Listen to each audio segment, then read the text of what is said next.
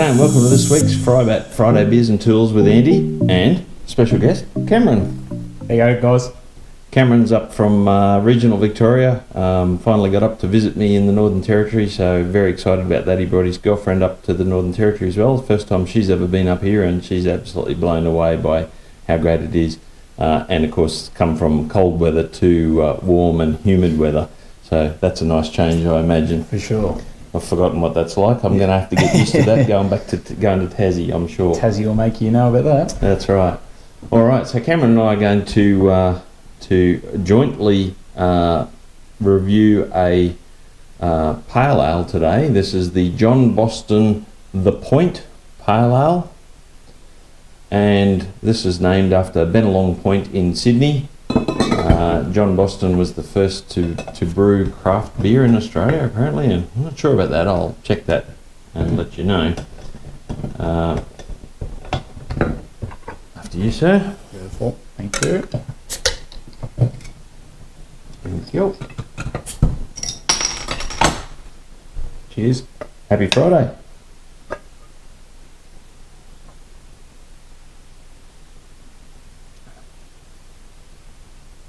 What's your first impressions? It's definitely a pale ale. That's a good start. Very smooth.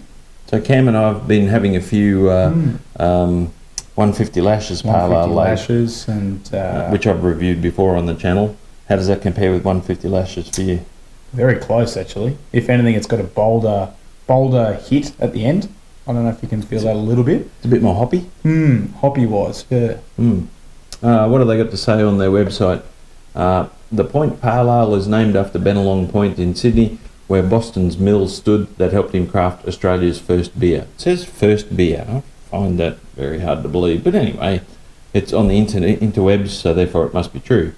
The tasting notes that they say, the John Boston Point Pale Ale is a light-bodied Australian-style pale ale with subtle tropical fruit and grassy characteristics. You've ever liked grassy characteristics in your beer? No. Only an NT, I guess, maybe. No, maybe.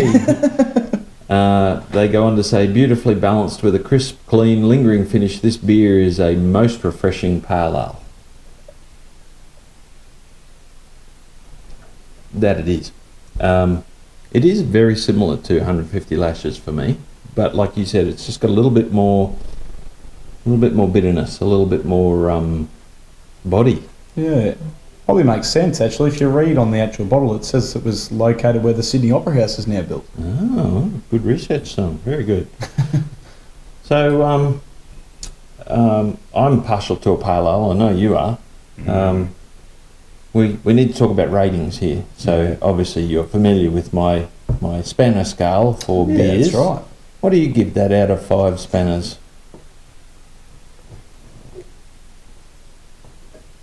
I'd have to say it's good. I'd probably say 3.5. Oh, okay. I was more along the lines of 4.5. It's Okay. It's actually really nice for me. How does it compare with our known set bar level, I suppose, with 150 Lashes? Yeah, well, 150 Lashes, it's pretty high for me. 4.5, 5 is where I'd put a 150 Lashes. Okay. So I would say that this has got some refining to do to 150 Lashes. Right. Okay. Beer connoisseur. I like it. It's not bad. I think so. Between us, 3.5 and I'll say 4. So we're somewhere around 3.75. That's going to be a challenge for me to put up here. But let's agree on 3.5. I'm happy with 3.5. I think there's nothing wrong with it. It's a very nice beer. It seems to be nice, easy drinking, and it's actually nice to not drink out of one of those tiny cans for a change. Alrighty. Let's get on to our first tool. Cameron, what have you assembled for me over there? This here is something that I probably necessarily don't need at my age, but definitely for the old man. Okay, let's make sure we got that in shot. Yes, we do. We come back just a touch. So, a few weeks ago, might even be months ago now, I reviewed a set of helping hands that one of my workmates had lent me. He had bought it for himself, and it was an Amazon product, as is this. I was fairly scathing of it sorry, Scotty. The arms were, I didn't like the construction of the arms. I did talk about on that review that there are better quality spring steel armed units, and as a consequence I actually put a link in the description in that, and certainly one of my mates, Stu, went out and bought one straight away, and he said it's pretty damn good, so I thought, well, I need one as well, so I bought one. So this is the Amazon Helping Hands, and I'll put a link, I'll put a picture up here, but I'll put a link down in the description how to buy it. Helping Hands with 3 colours flexible lamps, new Calox, I guess that's its brand. Yes, it is. No rust rotated SN6AR USB flexible soldering helping hands. I guess they do that so that every hit is made on when you search for something for the name. But what does it do? Well, very similar to the previous one. It allows you, make sure you can see what I'm doing here. It allows you to hold, let's say I'm working on a printed circuit board. It allows you to hold a printed circuit board perfectly in place without any movement. Obviously you don't need to use all of the arms. The best thing is that it comes with a light. No, actually probably the best thing at my age is that it comes with a magnifying glass and a light. I would probably be using it more like this, with the magnifying glass on the side, and then being able to solder in from the side. Can you turn the light on, please, Cam? It might be a little bit bright that way on the vid.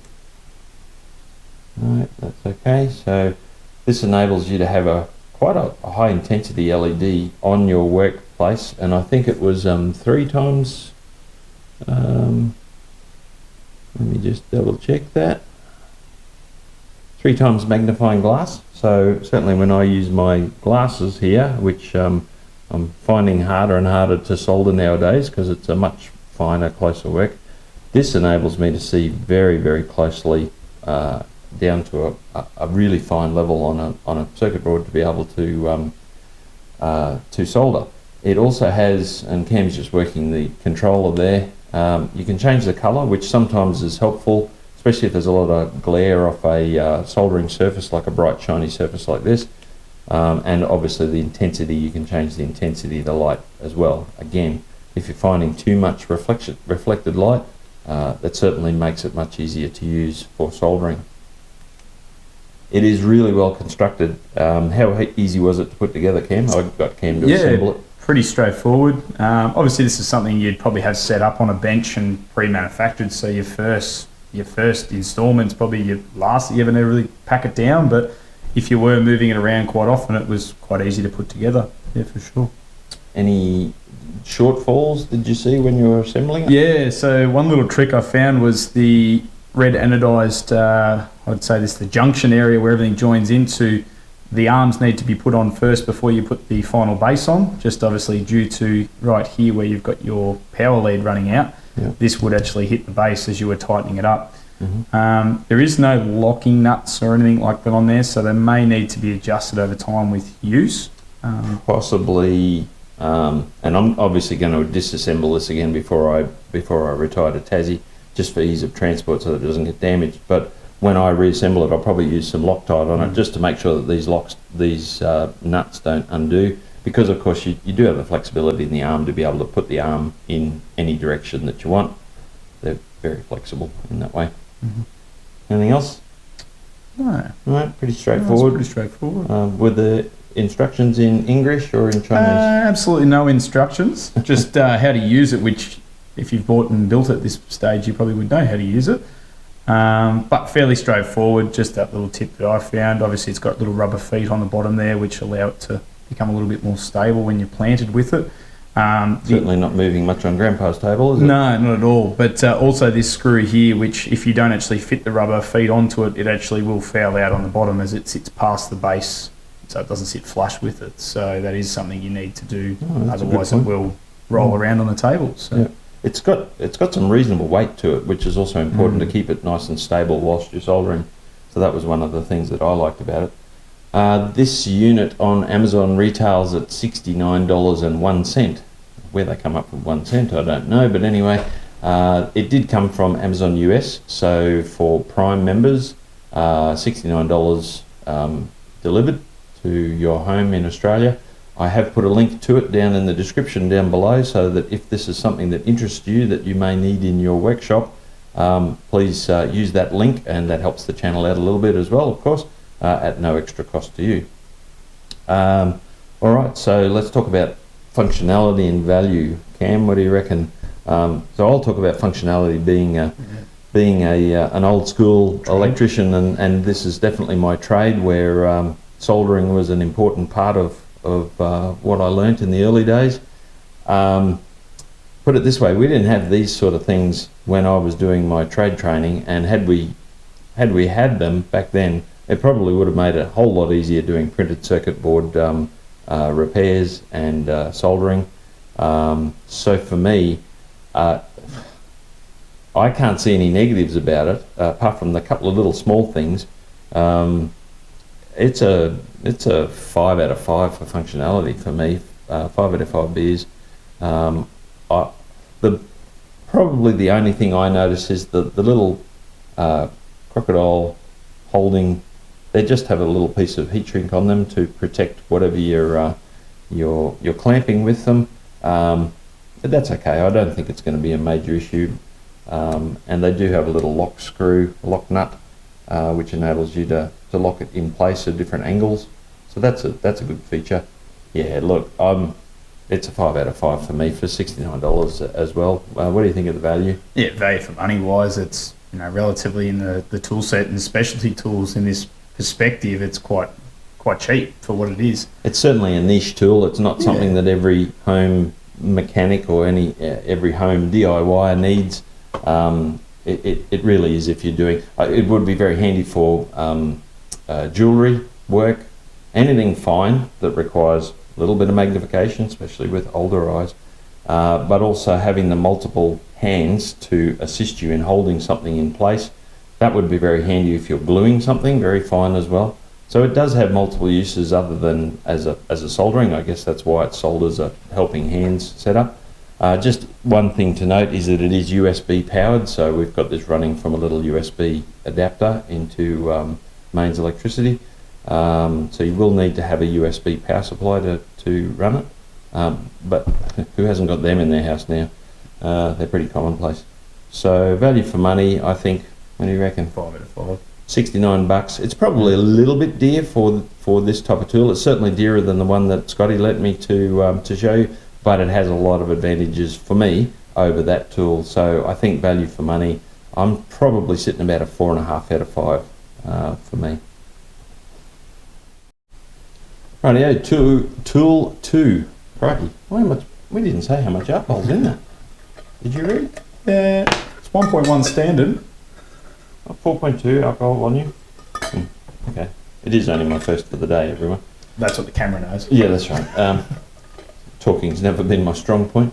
Right, second tool of this FriBaT is something I've been wanting for quite a while, but they've been very expensive up until reasonably recently. Probably some will argue, including my wife, that this is still fairly expensive.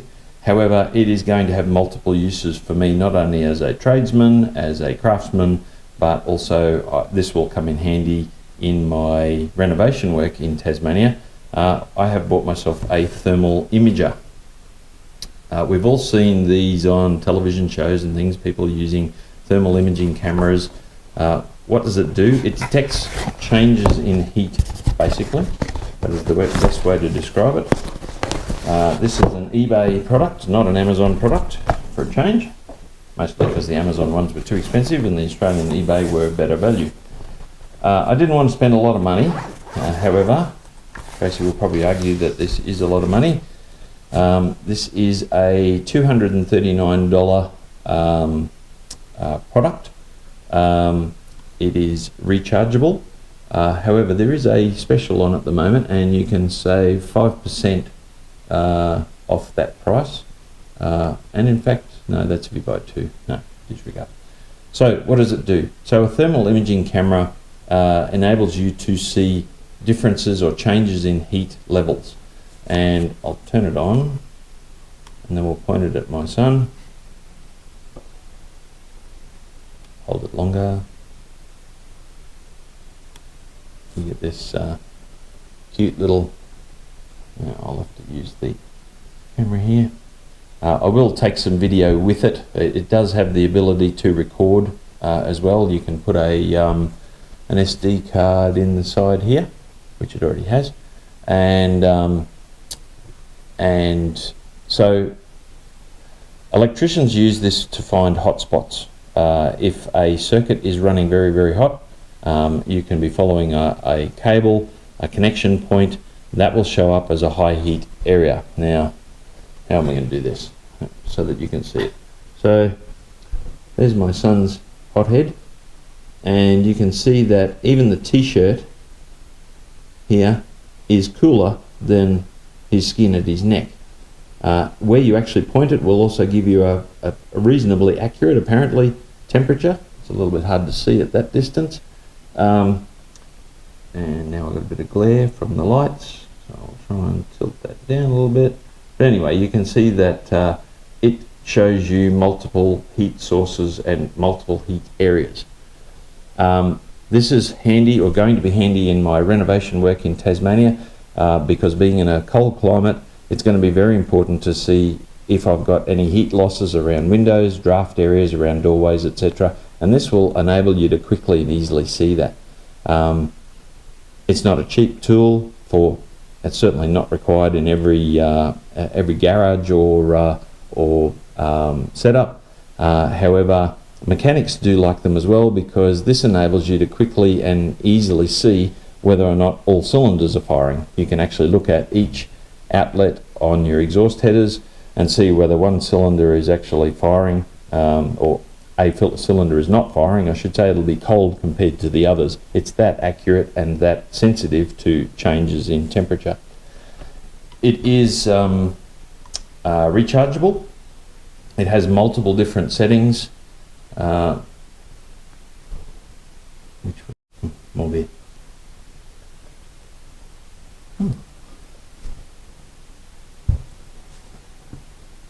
Cold beer. Hot done. Cold beer. Obviously, the more you spend, the better resolution that you get. I don't need particularly high resolution, nor can I afford particularly high resolution. This unit comes in at 32 by 32, or 1024 pixels total. So it's certainly not high definition, but it does enable you to see, the differences in there's my hand, there's my individual fingers, the temperature difference between what's behind it. In fact, even in front of Cameron's shirt, you can see that there's a difference there.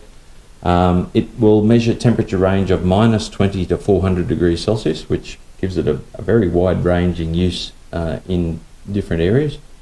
It has adjustable emissivity of 0.1 up to 0.99, and it has a built-in transmission function, and as I mentioned, does have a built-in TF card, SD card, for recording your video.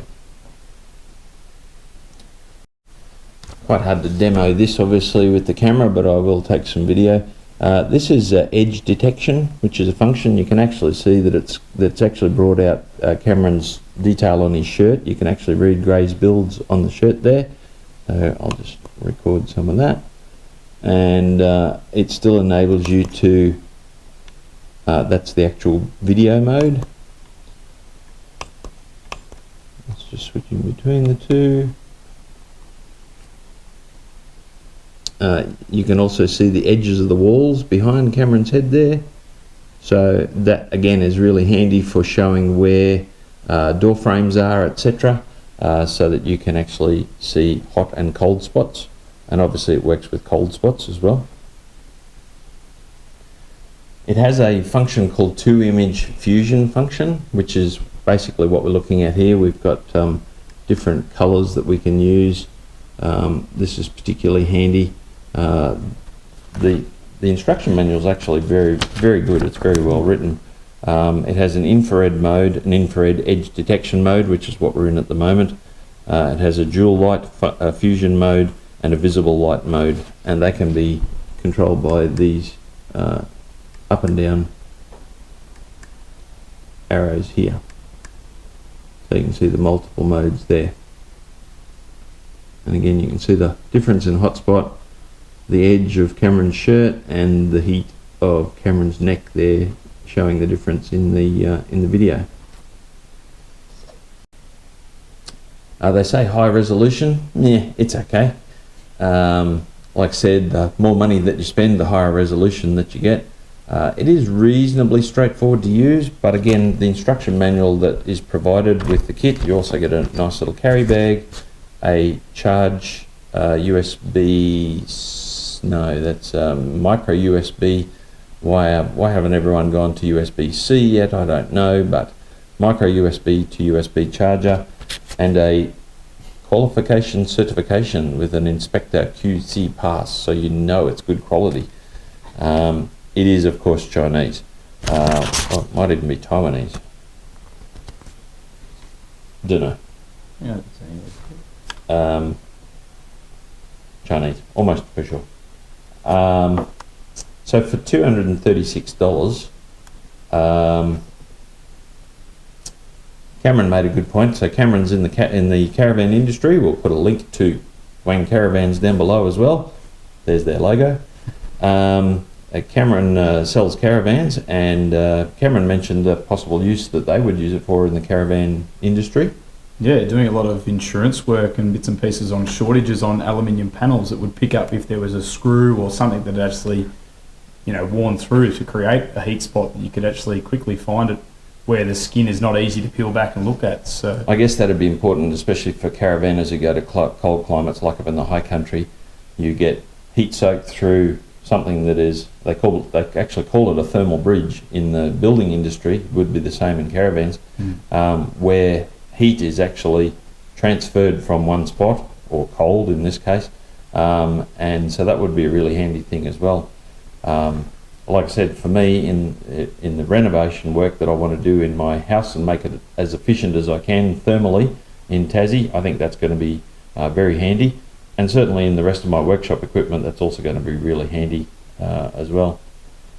Not for everyone, like I said, $235 odd is not exactly a cheap tool, but then again, 10 years ago, these were thousands of dollars. So the mass producing, that is what the Chinese and Taiwanese are very good at, making things cheaply and making a lot of them is very good.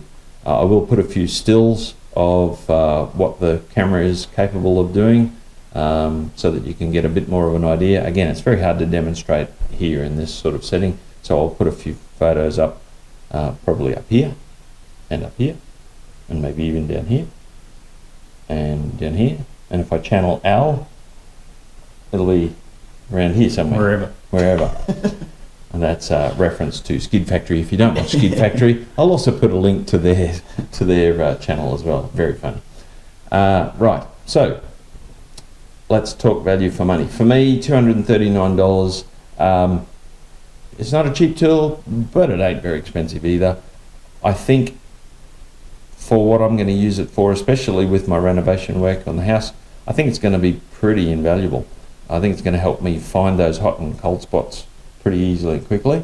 Save yourself the money in that, in heating cost and. Well, that's right. If you can find where you've got drafts or those heat bridges we talked about, then you can potentially fix those and reduce your energy bill.